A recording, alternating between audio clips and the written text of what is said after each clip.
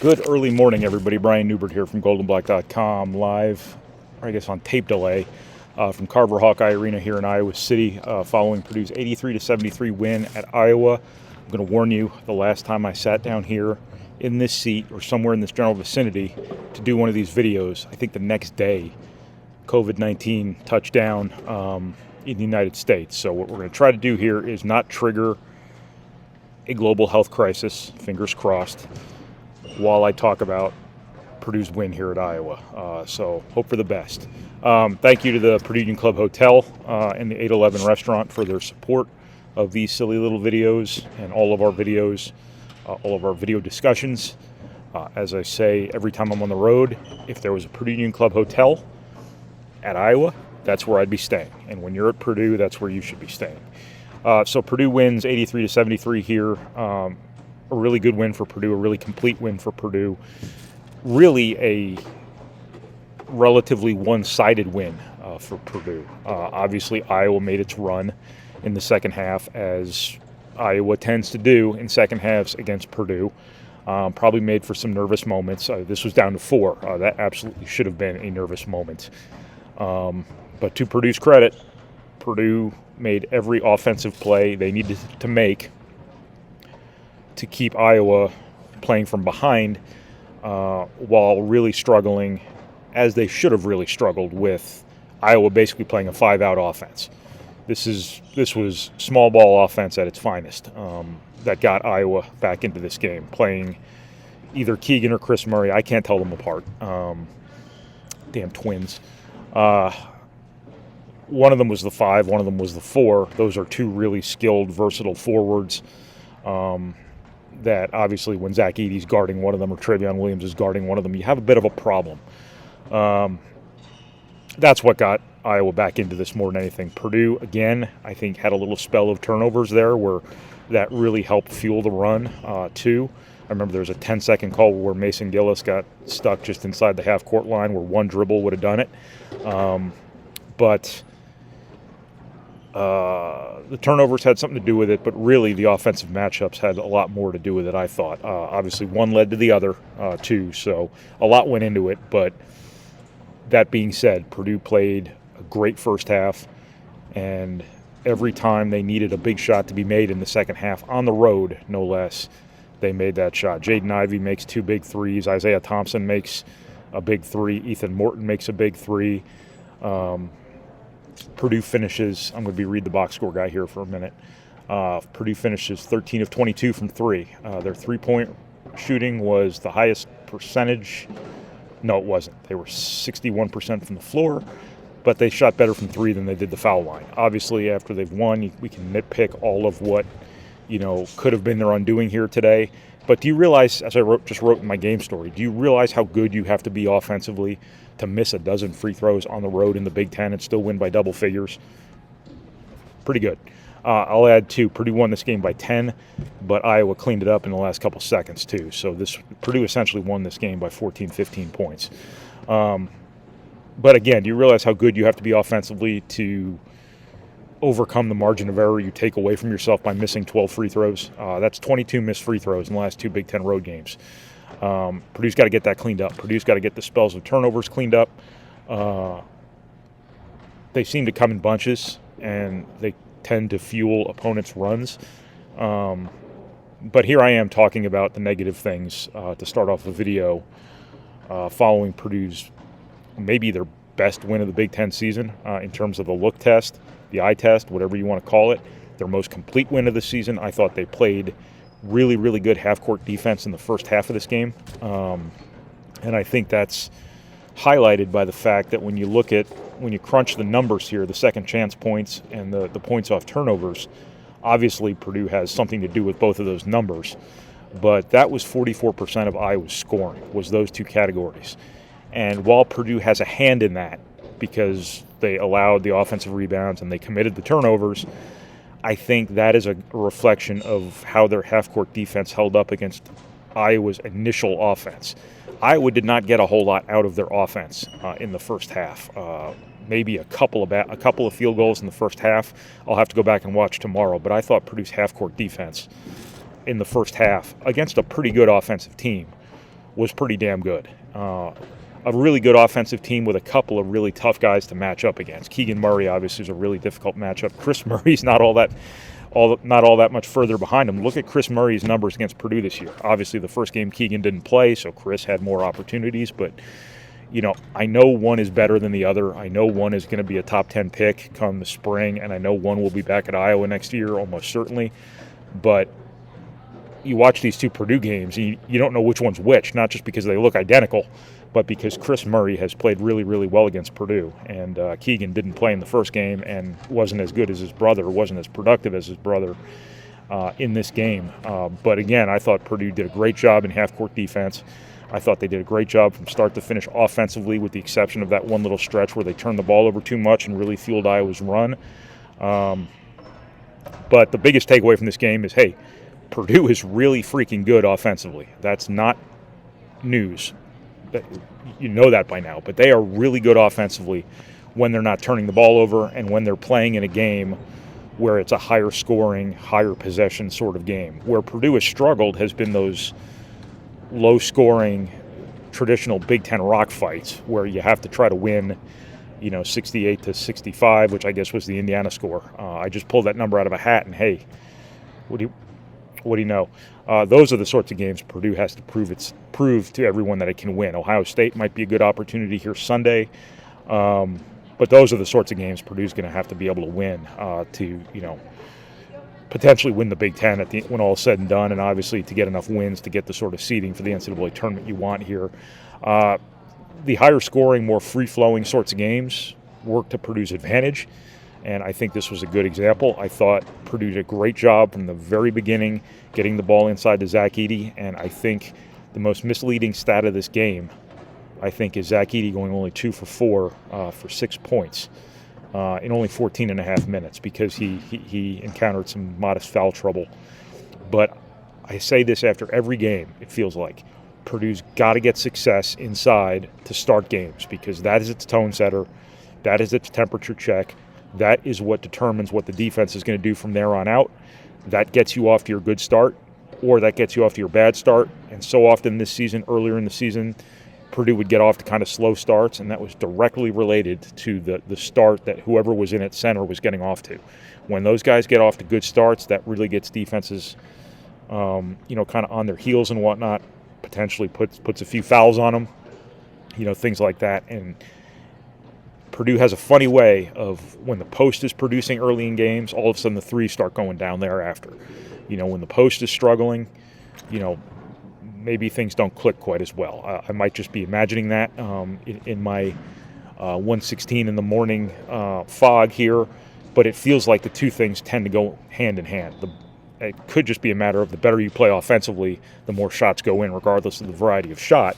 But I think it's just really important that you get high percentage looks early in games for Ross-Ade or for Travion Williams, who's ever in there, and you produce because you work hard to get those guys the ball. You put together intricate game plans to get those guys the ball.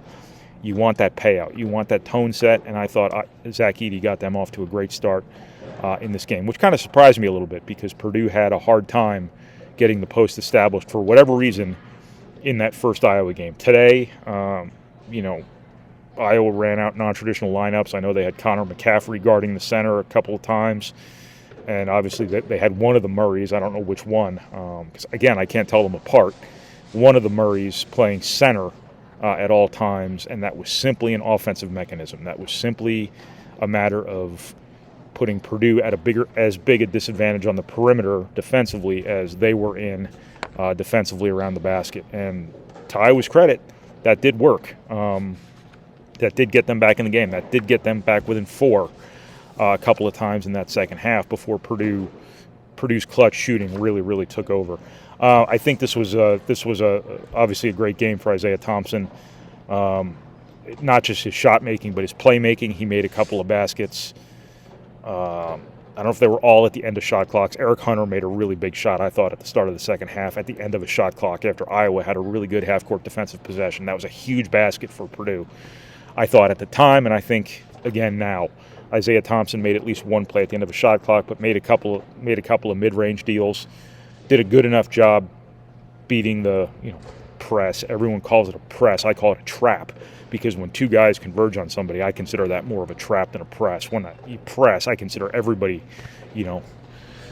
full bore, coming at the ball, run and jump type of stuff. But I call it trapping. Everybody else calls it pressing, trapping, whatever you want to call it. I thought Isaiah Thompson, did an okay job against it. Jaden Ivey did an okay job. I thought Eric Hunter did an okay job. Purdue in general did a good job. Collectively, I thought they did a pretty good job. I know okay does not necessarily add up to good, but I hope you understand what I'm getting at here. But I think the thing Purdue did really well in this game was transitioning from just getting through the press to actually attacking it, trap press, whatever you want to call it, to actually being ready to take advantage in numbers, being ready to shoot. And I think, again, I'll tell you over and over again, I'm not a psychologist, I'm not a mind reader, I'm just an idiot who talks into his computer in empty arenas at 1:16 in the morning, somewhere on a long and lonesome highway east of Omaha. Anyway, my feeling here was that Purdue's urge to attack in the half court after they got through the trap, after they got through the press, whatever you want to call it, I think that put them in a certain mentality that maybe made them readier to shoot. More ready? Readiest? I don't know. Again, 1:19 in the morning.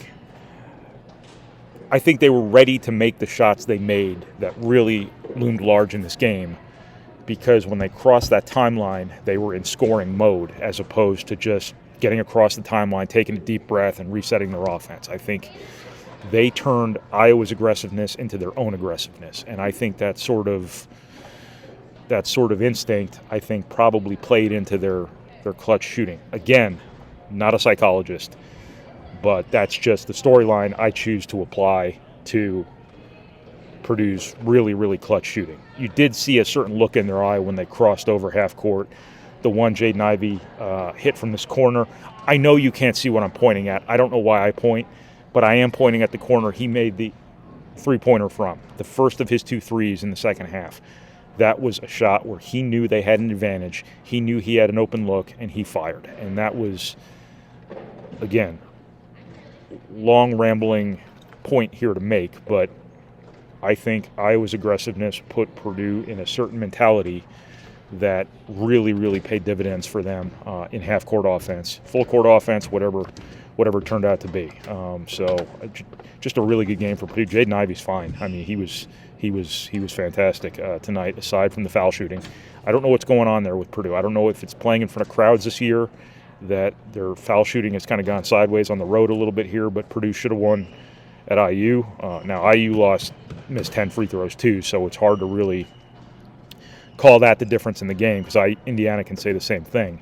But when you lose a game by 3 points and you miss 10 free throws, you can do the math there. But today it didn't matter. Again, I'll go back to my original point. How good do you have to be offensively to miss a dozen free throws on the road in the Big Ten and still win by double digits?